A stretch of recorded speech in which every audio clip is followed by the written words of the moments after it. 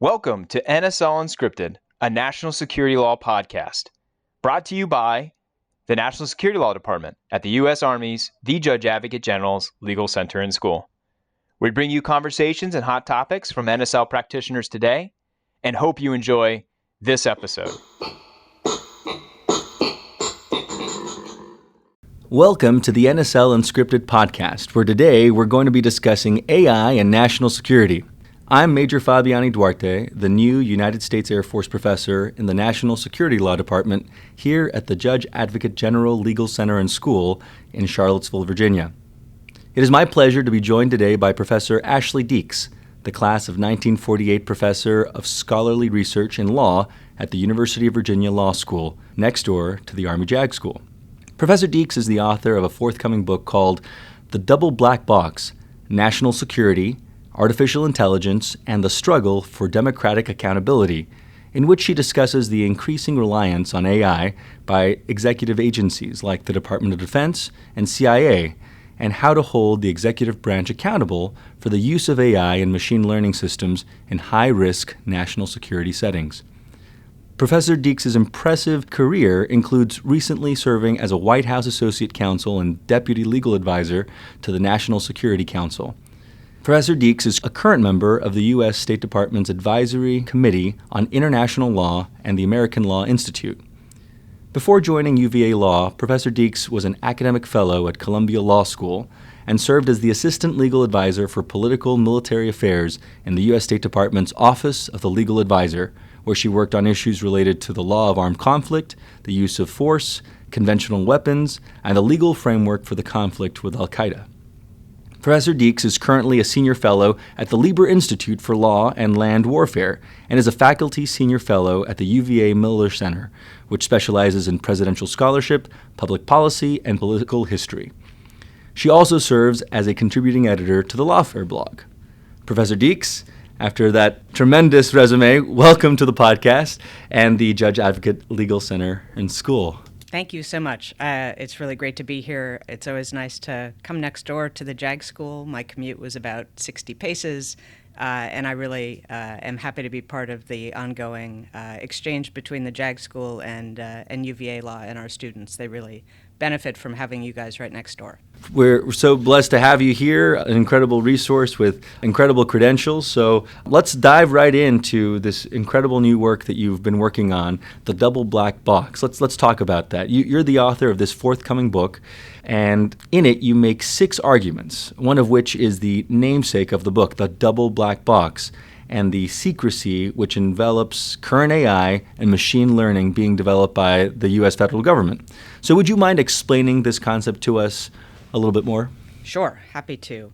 So here is the idea basically both behind the book and behind the idea of double black box.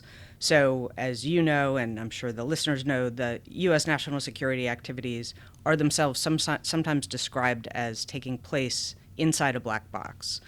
So the United States and obviously many other states make their national security decisions in secret. This is obviously true for the Defense Department, the intelligence community, but of course also true for agencies like the Justice Department, Homeland Security, State Department. We use sensitive intelligence to guide our decisions. We use sensitive technologies. And the government has to keep its intelligence and technologies and many of its operations secret from adversaries in order for them to be effective. But that, of course, means that the government also has to keep them secret from its own public. That, of course, then makes it hard to oversee national security activities by the executive. So I think we can fairly say that our national security agencies operate inside a kind of national security black box. So why is that a concern? Well, when people express concerns about government secrecy, they're basically worried, I think, about whether the government is complying with what we might think of as public law values. That means, for example, that we want to make sure that government officials are adopting policies and undertaking operations that are lawful, that are done in a way that is efficient and effective, where somebody is requiring the officials to justify their decisions, and that they're making decisions in a manner that lets us or somebody hold a decision maker accountable for a bad choice. So just to be clear, this is not an argument that the executive officials act with bad intent or incompetence as a matter of course. I don't think they do. I myself have been a government official, but history is rife with examples where the government has drifted off course. I think operating in secrecy can facilitate sloppiness, groupthink, some other kinds of confounding habits. And I think we have to assume that U.S. officials suffer from the same cognitive biases that we all experience. And I think operating in a secret environment can heighten those. So that's basically why we need oversight. The nature of the national security black box makes that hard. We have actors like Congress and the courts. They are the most obvious actors that I would call secrecy surrogates, right? They are surrogates for us, the public, making sure that the executive is acting consistent with those values. But they're imperfect ones. Congress's intelligence and armed services committees can only know what the executive tells them. Courts have to wait for cases. They can't reach out and develop them themselves. And when they do, they accord the executive significant deference. I think there are a few other less appreciated actors who can also serve as checks. None of them is perfect, but they can sometimes see behind the veil of secrecy. These include tech companies, U.S. allies, executive branch lawyers, whistleblowers, and even sometimes, I think, states and localities. So to sum up, there's lots of national security activity that happens every day, but the secret nature of it makes it hard to assess whether the executive is complying with our public law values. So in that space, we're now entering a period in which the government is starting to develop and maybe deploy a pretty wide range of what I'm guessing are advanced AI tools. And those tools themselves are often described as algorithmic black boxes. So hence the double black box.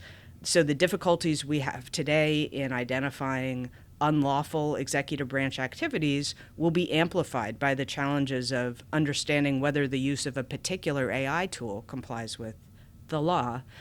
The difficulty we have in obtaining enough information to evaluate whether a particular national security policy is optimal will be compounded by the difficulty of understanding the quality of the AI tools that the government is adopting.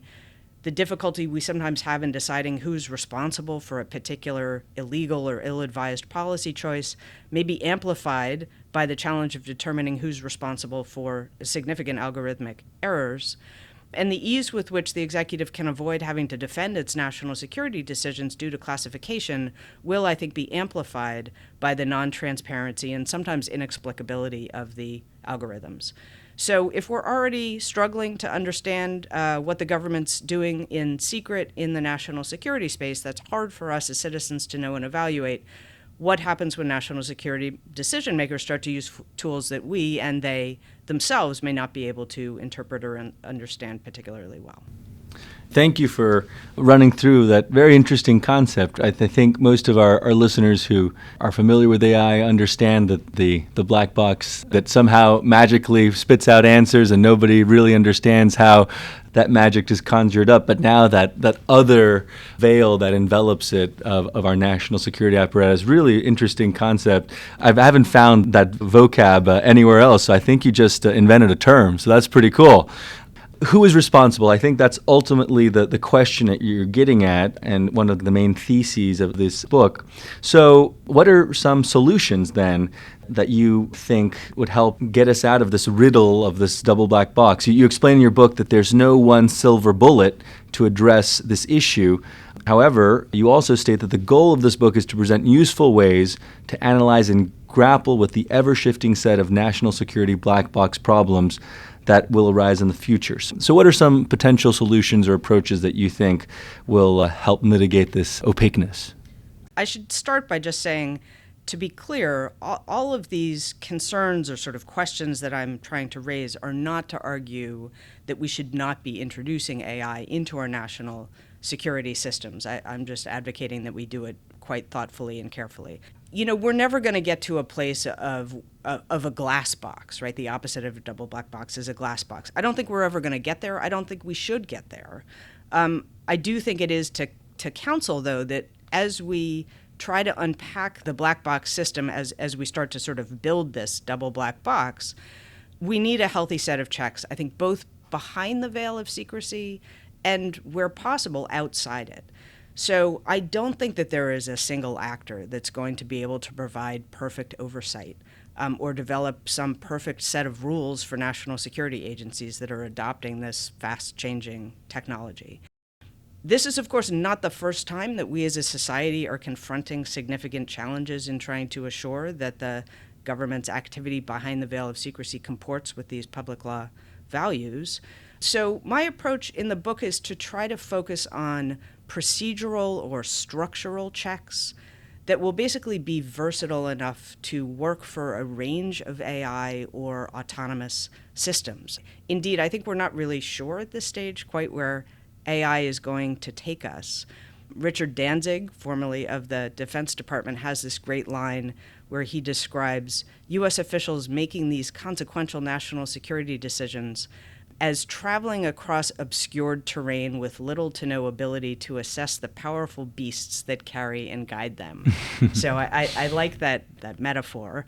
So in thinking about kind of more procedural or structural checks, it occurred to me that we might consider drawing inspiration from a range of existing statutes and processes that I think are in place to help ensure that the government's national security choices are lawful and are effective, and where the decision maker is answering for their use. So I have in mind, for example, something like the framework statute that regulates covert action, where you could have Congress enact a statute that requires the president to make a certification about the use of a particular high-risk AI system, where we're talking about systems that could, for example, lead to death or detention or significant foreign policy tensions, report the use of those types of high-risk algorithms to Congress, for example. That's similar to what the covert action statute does. It reduces the double black box by ensuring, I think, that you have a range of interagency policymakers and lawyers who are tracking the tools. It gives Congress, who's our key check, some visibility into the policy and technology that the executive is deploying. And there are other structural ideas as well, things like creating an entity kind of akin to the Privacy and Civil Liberties Oversight Board, which you could staff with policymakers, technologists, ethicists, legal officials. They all would have access to these classified programs and maybe be able to take a more holistic look at these AI-based systems that the government's adopting. I think at the very least, Congress could establish reporting requirements about high-risk AI, not unlike the rules that they have established, for example, for DoD's use of offensive cyber operations. I think Congress is not the only place where we could see some helpful processes put in place. I think the executive itself can and hopefully will establish internal processes. The press has reported that the executive has internal interagency decision-making processes for things like uses of force outside areas of active hostilities, offensive cyber operations. You can imagine a kind of comparable process for high-risk AI. Encouraging use of dissent channels, creating dissent channels in agencies that might not already have them, if an actor or actors in the field see uses of AI that they worry about in the national security space. I think we should be having detailed conversations with our allies, particularly NATO allies, who themselves can serve as a check and a sounding board for the quality and effectiveness of our own national security AI systems. They could, for example, or they may refuse to cooperate with us if they see that the systems that we're developing give them pause from a legal basis, a technological basis, or a sort of moral basis. And finally, I think we'll see actors like states and localities that are starting to enact regulations about the use of AI tools such as facial recognition software. And I think federal national security agencies should be paying attention to the kinds of regulations that we're starting to see there, because I think they can offer a good sense of what kinds of things the public does and doesn't support in this space. So just to end where I've started, I think all of those actors have a role to play in helping to ensure that the government's classified AI systems and applications comport with public law values. Returning to Danzig's powerful beasts, I think everybody is aware of ways that Congress and the president have tried to tame the beasts, right, with a plethora of principles and documents and policies that have come out. For example, things that come to mind are both domestically and abroad. Abroad, we've seen the EU's AI Act, the world's first comprehensive civilian AI legislation. The PRC has been ramping up their piecemeal AI legislation to regulate AI domestically, and of course their famous AIDP plan to become the world's primary innovation center by 2030 in AI. And the Congress's response, I think, so far has been more generalized, with principles about increasing AI in the workforce, increasing innovation, and encouraging some of those words that we saw a lot in the president's executive order about safe and secure development of AI. So we see a momentum, a sort of energy and enthusiasm, an attitude towards addressing this issue, but nothing necessarily super concrete. I think even the G7 nations agreed on 11 guiding principles and a code of conduct. And the UN has also done a lot of stuff with the Convention on Certain Conventional Weapons to discuss these emerging technologies. So again, it is the flavor of the times, but are we going beyond just something that's kind of a fad, and are we going to see something actually concrete? So what do you think it's going to take for the global community and the United States in particular to move towards something more tangible and specific? I mean, I agree with you. The range of activity and interest that we've seen in the past year or two has really been striking, and you've listed, I think, just some of the full range of regulatory activity or norm-creating activity out there. And it's interesting. There seems to be really almost total consensus, both domestically and internationally, about the high-level norms that AI systems should comply with. And I'm sure your listeners will be familiar with them. It's, governments and companies should do things like mitigate unintended bias in their systems. The systems should be predictable and reliable. They should be tested. They should be fit for purpose, governable, and somebody should be accountable for their use. And so one point I try to make in the book is that I think it's very good that states and the U.S. government have coalesced around these principles, but it requires a lot of work to actually translate those principles into the AI systems and kind of on-the-ground regulation that states are creating. So just to give you an example, we say we all want AI to be predictable, but what kinds of steps will the engineers and the testers, the lawyers, the policymakers need to take to get their system to a place, or systems to a place where we would all say, yes, we think that system is predictable? So what confidence levels do we need about its operations? How do we take advantage of AI systems that can learn while avoiding unpredictability and hallucinations? Is the same level of predictability going to be required for each individual system? So how do we move from these mostly agreed high-level norms to more detailed domestic rules and implementation, and maybe also international rules and implementation? So just to focus on the domestic for a moment, one thing I think that needs to happen, especially in the government setting, is we need U.S. policymakers, senior policymakers, mid-level policymakers, and lawyers, I think, to really learn the AI basics so they can ask hard questions of the computer scientists, the programmers, about what systems they're creating, what the parameters are, the kinds of data that they've been trained on. I think it really has to start to be a dialogue between that set of actors and those who are building these systems. There will be a lot of learning, I think, on both sides, because we also want those who are creating these systems and training them to understand the legal and policy frameworks that are in play in the space that the AI systems are being built for. I think internationally, the process is definitely going to be iterative. For example, you see the Convention on Certain Conventional Weapons, which people abbreviate CCW often.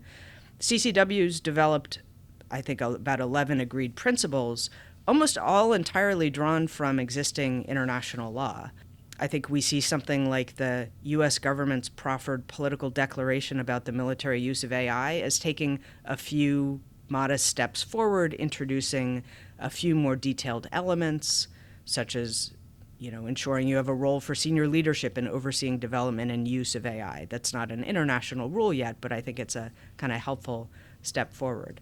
So as we can talk about more, I'm relatively skeptical about the prospects of a kind of big tent multilateral treaty that gets down into the weeds to move from these high-level principles to really kind of operationalized norms. But seems to me that states probably first need to do more work domestically to operationalize those norms before the international conversation becomes really fruitful. So let's turn a little bit more specifically into military AI. So something that was notably left out of the EU AI Act and the PRC's AI initiatives or legislation has been addressing AI in the military. And of course, the U.S. also has refrained from addressing that. But we do have the DoD Directive 3000.09 on AI and also some AI ethical principles that are guiding the work that the U.S. military does when it comes to autonomous weapons, for example. So let's turn to that a little bit more. As previously discussed with the CCW, and you mentioned the political declaration on responsible military use of AI and autonomy. 52 nations so far have signed on to that. But you talked about your skepticism towards a real binding multilateral treaty. That declaration is a non-binding agreement that has rallied most folks together, except China and Russia and Israel, of note. So again, what prospects do you see for any movement on that? Or is it going to take something like what we saw during our last experience with a new, extremely potent weapon for there to be some awakening moment? Let me start with the first part of that in terms of will there be an international agreement around military use AI? There's been a fair amount of writing about whether and how states should pursue this, with some actors feeling very strongly that the lethal autonomous weapon systems should be banned. Obviously, a lot of debate about how you would define that. As I started to think myself or research some prospects for multilateral agreement, one striking thing was how often writers were invoking nuclear arms control as maybe the best analogy for how we could, should, and will achieve multilateral regulation. And I think that analogy seems misplaced for a range of reasons. Nuclear weapons, obviously, tangible, countable. At the time of the kind of robust arms control treaty work, the U.S. and USSR, I think, had a fair number of shared objectives. Nuclear weapons were only in the hands of states. They were generally not dual use. And I think AI is basically the opposite of all of that, and AI, lethal autonomous weapon systems, quite different from nuclear weapons. And another striking thing in kind of reading the proposals was the breadth of the proposals and a kind of lack of detail. They seemed, I think, insufficiently attuned to the current realities of geopolitics. They generally ignored, I think, the very difficult political relationship between the U.S. and Russia, U.S. and China right now, and they ignored different perspectives among those states on armed conflict and the laws of armed conflict. I think the better analogy is to the way that, I'll call it regulation, it's not always binding, the sort of norm setting around hostile cyber operations has transpired. Cyber tools, obviously dual use, in possession by a wide range of states, effectively invisible, right? They are not tangible in the same way that nuclear weapons are. And the major players here, Russia, China, US, Israel, UK, they all have quite different national interests. And so I think in the cyber setting, states have resorted to a kind of bucket of tools to try to shape norms and condemn what they see as pernicious cyber acts, but not all through international agreements, and even not mostly through international agreements. I think it's been a much more modest and nonlinear progression here. So it struck me that those same bins of tools that we've seen in play in cyber will do a lot of the same work in the national security AI space. So I think we basically will see, and maybe have already seen, a general agreement to apply existing international law to these tools. Some debates about how, debates about whether to stop there or do more, but at least an agreement that existing international law applies both to cyber operations and to AI. Some new, although still pretty vague, norms about behavior among a wide group of states. I think small multilateral coalitions such as NATO, who are working through challenges, legal and technical and political challenges privately, maybe very narrow bilateral agreement between, say, the U.S. and China to take certain discrete uses of AI off the table. So maybe removing the possibility of AI in nuclear command and control, for example, which is something the U.S. policy already supports. And then also just unilateral statements of law and policy. So condemning the use of certain tools or use of AI for certain acts when they occur by other states or when they occur by non-state actors. And then finally, maybe we've seen in the cyber setting, and maybe we would see in the AI setting, the application of criminal law and sanctions, again, kind of on the margin. So I expect that those are the kinds of tools we will see used in the AI space too, in terms of international efforts to try to identify acceptable behavior. So, in your view, then, you don't think that we are just waiting on some cataclysmic event to spur us to action, or do you think that there's a way we can get ahead of that? Yeah, so that's fair. Thank you for bringing me back to that. I think if we're talking about a full-scale ban of a certain type of AI-enabled weapon, I do think it may be the case that it would take a pretty extreme scenario to bring the major AI players to the table. Going back to the analogy to hostile cyber operations, I think they are absent a catastrophic shock to the international system, something like taking down a stock market or taking out all of a country's power grid. It will be hard to make progress in reining in hostile cyber operations. I think similarly, there is a possibility that a significant and unexpected and lethal, fatal use of a national security AI system could focus the collective international mind on the need for certain agreed rules. But because the current state of play in national security AI development is happening behind closed doors, it's hard to know whether and when and how such an AI catastrophe might transpire, and whether we'll even know that a given crisis was instigated by AI tools. If it is clear that national security AI caused the crisis, then maybe the event, sort of like the use of nuclear weapons in World War II, could be sufficient to alter the otherwise gloomy prognosis that I've set out. Well, I watched the Netflix Leave the World Behind about the impending cyber attack, and was it Julia Roberts, Ethan Hawke, or something like that? I've missed that one. Perhaps it's weekend watching. Oh, yeah. It was pretty intense. I mean, I feel like there have been a lot of AI cataclysmic movies that have well predated that one, but that one really made it quite salient and nuanced for at least me and my parents who watched it together. But anyway, thank you for those perspectives. When AI and the military are talked about in the public and news media, one of the first things that comes to mind, as we already talked about, is lethal autonomous weapons. But AI in the military, as the PRC is demonstrating, extends to much more than just weapons. So a recent RAND study that we've been studying here at TJAGLIX talks about Chinese views on big data analytics and describes how AI and data are being fused together to create simulations or forecasting models to predict an adversary's next strategic actions. There was a recent news article by an Asian news media outlet that talked about how the PLA had leveraged a civilian AI like ChatGPT model called Ernie, and was able to predict the U.S. invasion of Libya to a T.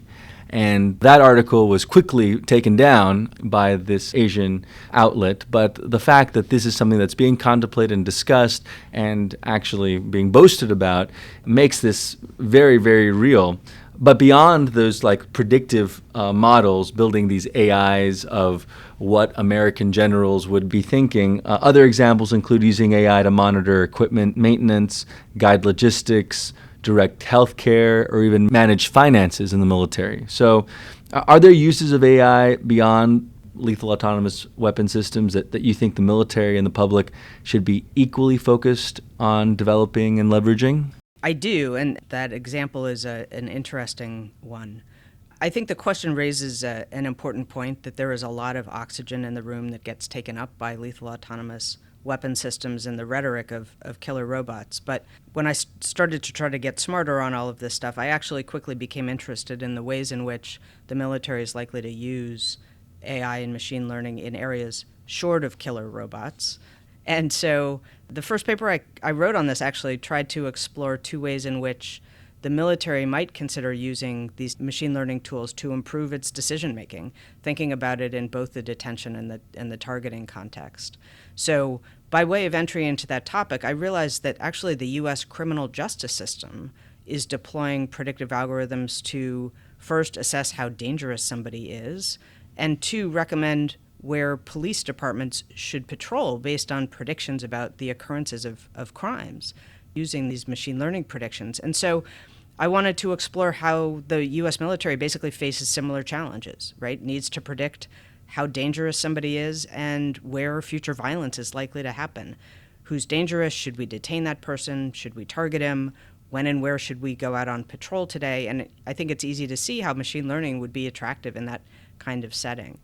I think we'll obviously see it in counterintelligence type operations.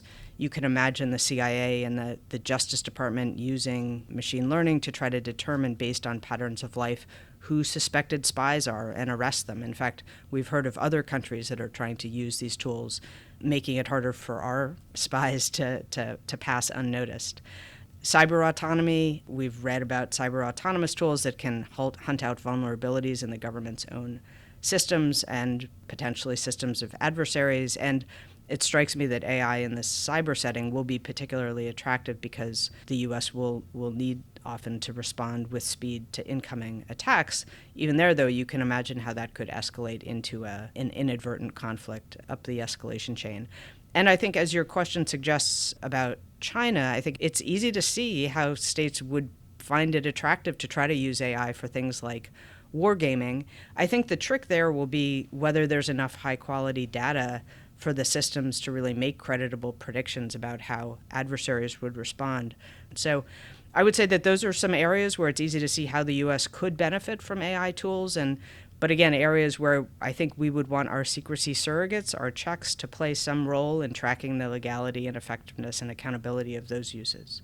Really very interesting, and takes me back to when I was little, watching Minority Report, future crime predictions, and to think that this is very real, very at arm's length, is really interesting. And this is both exciting, but you explain in your book that there are several issues that have been identified with these AI models, these AI predictive models, that although hopeful and futuristic, it's possible to inadvertently embed biases in these algorithms. It's often difficult to understand how these algorithms reach their conclusions, i.e. the black boxes you discuss. I was just listening to a Fresh Air podcast about coded gaze, about a researcher who discussed how people with darker complexions, like mine or others, can be misidentified more easily than people with different types of melanin. And so just things that are both built into the actual structure of cameras to what is actually being fed into the brain of this system.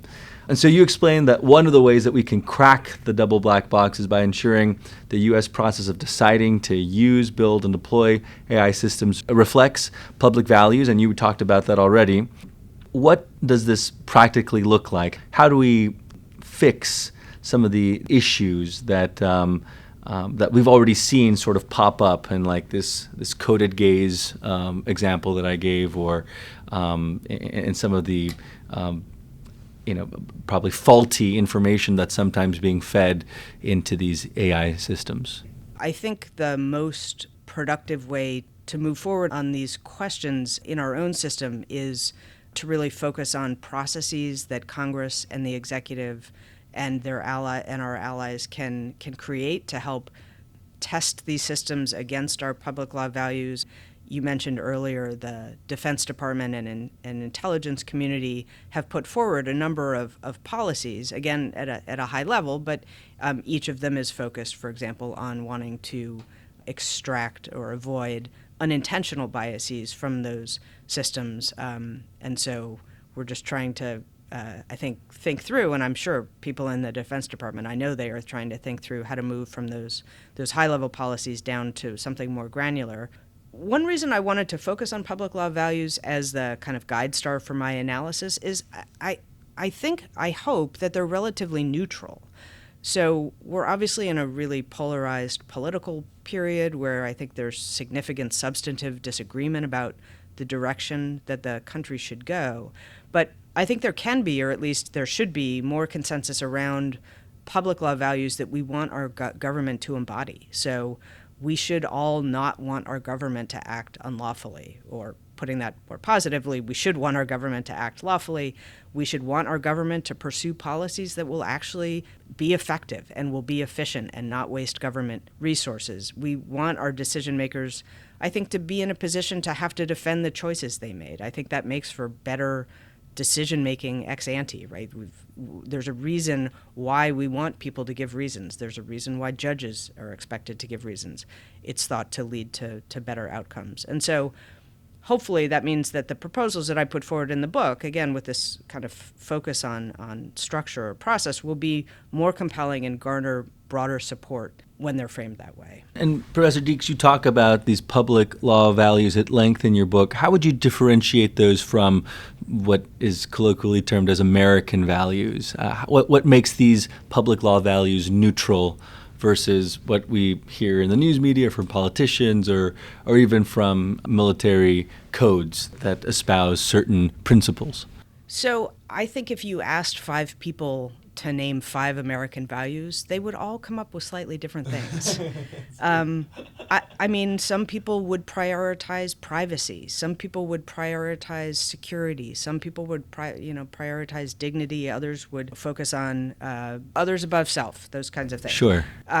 So I think that's why I started out thinking, should I argue for American values in contrast to values that we might see in other systems, more adversarial systems, and just say, well, of course, we're going to hew to our American values. But in the spirit of trying to come up with an even more neutral set of values, I thought the kinds of public law values that I identified would be something we could coalesce around with less disagreement.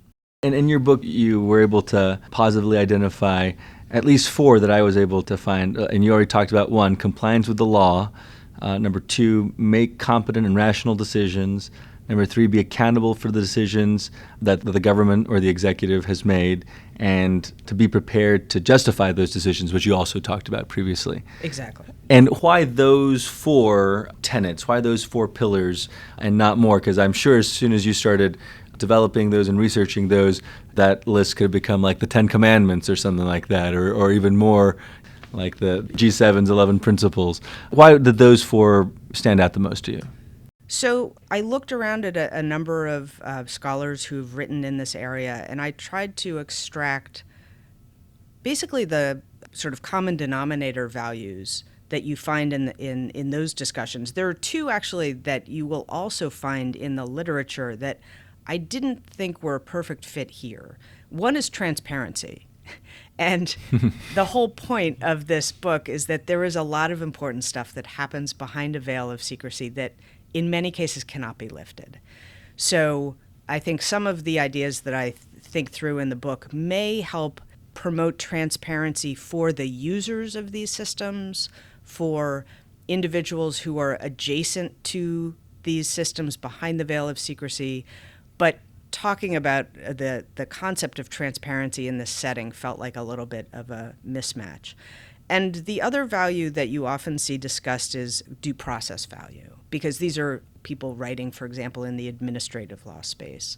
And the due process norm, while really important in many spaces, is, again, not a great fit for the kinds of activities that we're talking about here. I mean, when you're fighting an armed conflict, you are not being driven by due process. There are other rules and norms that are guiding you. So I tried to extract the values that seemed really important and a good fit for the scenario that I'm trying to capture in the book. Thank you for explaining that a little bit more and giving us some of the other ideas that you filtered through. I want to move to just kind of, again, maybe it's the movie themes that we keep touching or some of the pop culture.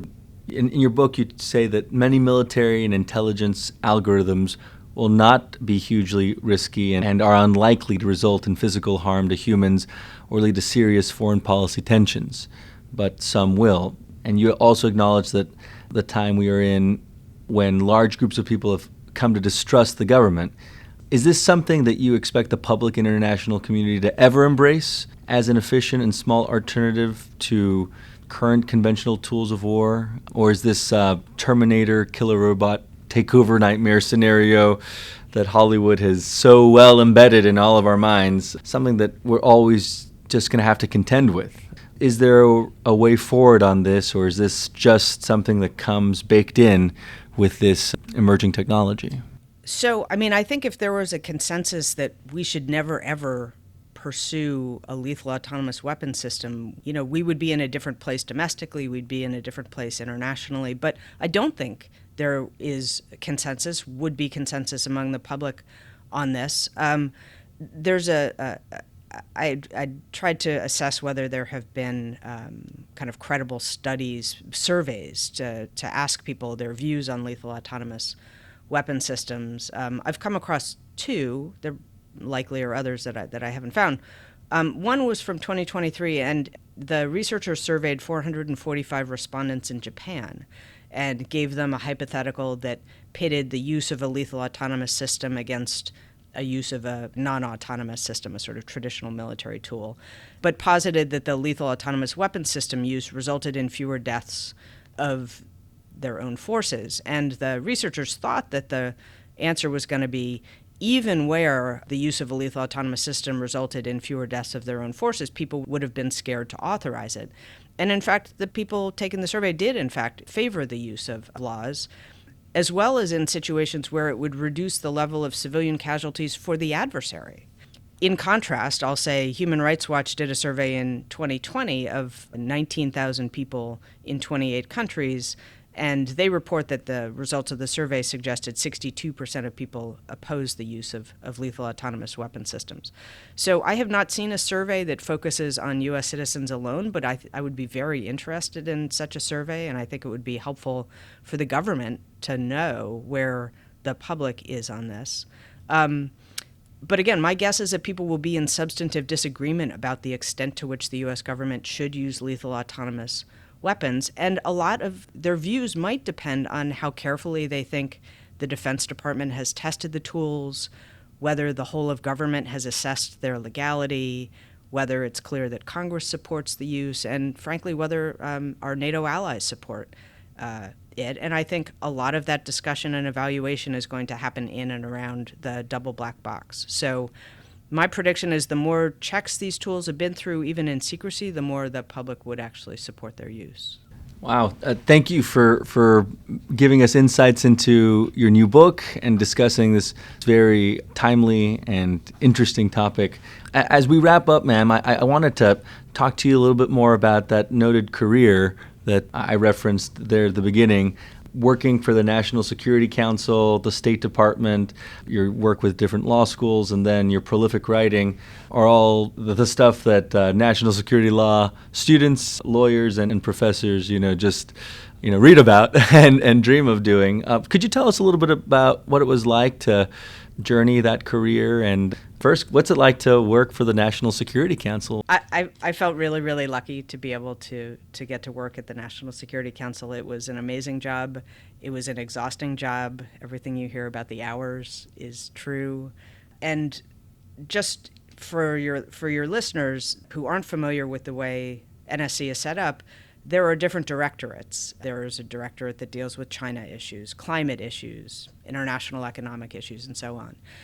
And in the legal office in NSC, we serve as lawyers to all of those directorates. So it's set up a little bit to mirror kind of the way the State Department works with regional offices and functional offices. But what that means is you get to see everything. At least someone in your office is presumably looking at every issue that passes through the National Security Council. And so there's a legal advisor and a deputy legal advisor, and then usually 5 or 6 detailees from the different agencies, including always somebody from the Defense Department. And I think the branches kind of tag team in terms of who's there. So while I was there was someone first from Army and Air Force, and then someone from Navy, and then ultimately someone from Army. So we like to keep it mixed up. But so you will get a portfolio that includes, maybe if you're the DoD detailee, may well include some military issues, but might also include climate, or might include Europe, things that you might not already have had exposure to. And the policymakers are your clients. But I guess I'd say maybe the most striking thing this time through government is to realize how hard coordination is. it's one thing to be in an agency and be on the receiving end of trying to be coordinated, being sort of told, okay, well, this is the direction we're going to go. We feel like we've talked to all of the agencies and this is the right decision. What NSC does is the trying to coordinate with Treasury and state and justice and defense on these really often very complicated legal issues and come to a place where they feel like either everybody is in agreement or we've gotten as far as we can in terms of consensus and have to make a decision. But I think I had not fully appreciated before my time at NSC how hard coordinating a range of agencies is. That said, I felt fortunate that I had been able to spend a decade inside an agency before going to the National Security Council, because it allowed me to already come to the job understanding the basic characteristics of each agency and where that agency's instincts were likely to be on any particular issue. Could I ask you a little bit about how you got there? What were some of the milestones you hit to have positioned you in the administration and that important role? So the truth is, I'm not really sure. I felt fortunate that I got a phone call asking me whether I would be interested in joining. I suspect that was because I had, for about 4 years at the State Department, worked on political military issues that involved use of force, laws of armed conflict, some intelligence work, and I had had jobs that had extensive interagency responsibilities. So I worked a lot with my military colleagues, both at Chairman's Legal and in the Office of General Counsel, worked a lot with the Justice Department on issues ranging from Iraq, detentions, some intelligence-related activities, and so on, some Guantanamo litigation. And so when I came out of the State Department and shifted into academia, those were the issues that I was writing on, the sort of political military type issues, including use of force and some cyber writing and so on. And so I assume that indicated that those were the issues I was interested in and had some background in. So I just felt really lucky to get the call. So then let's back up one more step then to the State Department. What made your career turn towards that? I was just recently in Washington, D.C. for the Cherry Blossom Festival and walked by the Department of State and then walked by the Institute for Peace. And I was just like, man, it must be cool to work here, and then just make it to the Lincoln Memorial. And you did. You got to do that walk a lot. What led you there? So I like to tell my students, actually, I confess that I never took international law while I was at law school. I got interested in it actually when I was a summer associate at a law firm, my second summer, where one of the partners assigned me the project of thinking about whether there should be international crimes of state. And I had never worked with the materials that international law requires you to work with, and I really enjoyed the project and thought that the question seemed hard and interesting and important. And so ultimately threw my hat in the ring to go work at the State Department out of a clerkship. And I spent 10 years at State, rotated through 3 different offices, including buildings and acquisitions, which is buying land abroad and building embassies and consulates for the State Department, and then law enforcement and intelligence, and then ultimately political military affairs. And the reason that I always thought I might be interested in that last office actually was pretty random. One of the attorney advisors who interviewed me when I was applying to the State Department was someone named David Kay, who might be known to some of your listeners. He's now a law professor, has been a special rapporteur for the UN. He held the law of war portfolio, and when he told me that and he described what he did back in 1999, I thought, well, that sounds like a really cool job. So by the time I was in a position to rotate in, I think about 2004, it turned out there was not just one law of war portfolio, but there were then about 4 or 5, because we were in an armed conflict in Afghanistan, we were in an armed conflict in Iraq, and we were litigating lots of cases. So all of a sudden the need for people who were interested in and wanted to learn about that area of international law had really expanded. So I was able to to secure one of the law of war jobs, and the rest, I guess, is history. Wow. And so now you get to impart all this wisdom and all these experiences with your law students. As a member of the graduate course here at the Judge Advocate Legal Center and School this past year, I was highly, highly, highly encouraged to take Professor Deeks' class. And so when I found that it wasn't being offered during the J term, I was crushed, but I took another AI and the law course. But your popularity precedes you, and reputation does too. But what is it about teaching the law? I know you've been a fellow at Columbia, and now you're a professor here at UVA.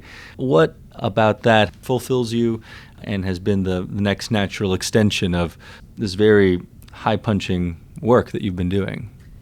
So, I think it starts and ends with the students. It's really, really fun to engage with.